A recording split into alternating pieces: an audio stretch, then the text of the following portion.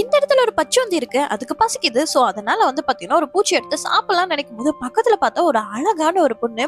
சரி இந்த பொண்ணை எப்படி இம்ப்ரெஸ் பண்ணலாம் அப்படின்னு சொல்லிட்டு யோசிக்கும் போது கையில இருக்கக்கூடிய அந்த பூச்சியை கொடுத்து வந்து இம்ப்ரெஸ் பண்ணலாம் அப்படின்னு சொல்லிட்டு அது நினைக்குது.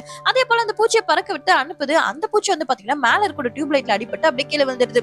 இதுக்கப்புறம் எப்படி இம்ப்ரெஸ் பண்ணலாம் அப்படின்னு சொல்லிட்டு அங்க கூட ஒரு வெண்டர் மிஷின்ல வந்து போய் பாத்தீங்கன்னா நிறைய பூச்சி வந்து ஆர்டர் பண்ணலாம் அப்படின்னு சொல்லிட்டு டக்கு டக்குன்னு அழுத்துது. பட் அப்ப கூட வந்து பாத்தீங்கன்னா ஒரு பூச்சி கூட வெளியே வரவே இல்லை.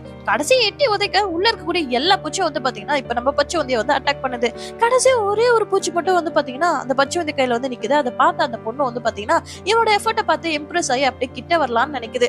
சோ அது மாதிரி இருக்க சமயத்துல கிட்ட வரலாம்னு நினைக்கும் போதுதான் பாத்தீங்கன்னா கரெக்டா இந்த பூச்சி அந்த பச்சை வந்து கண்ணை வந்து பாத்தீங்கன்னா அப்படியே பிடிச்சிட்டு விடவே மாட்டேங்குது. இதை பார்த்து ரொம்பவே பயந்து போன அந்த பொண்ணு பாத்தீங்கன்னா ஓடி வரும்போது அந்த பூச்சி மண்டையிலே அடிபட்டு கீழே விழுந்துருது. அது மட்டும் இல்லாம இந்த பொண்ணை காப்பாத்தாம இப்ப அந்த பச்சை வந்து பாத்தீங்கன்னா இப்ப அந்த பொண்ணு அடிபட்டுருச்சு, இனிமே நமக்கு எதுக்குன்னு சொல்லிட்டு தெரியாத மாதிரியே வந்து பாத்தீங்கன்னா தன்னோட கலரை சேஞ்ச் பண்ணிட்டு அப்படியே ஓரமா நிக்குது.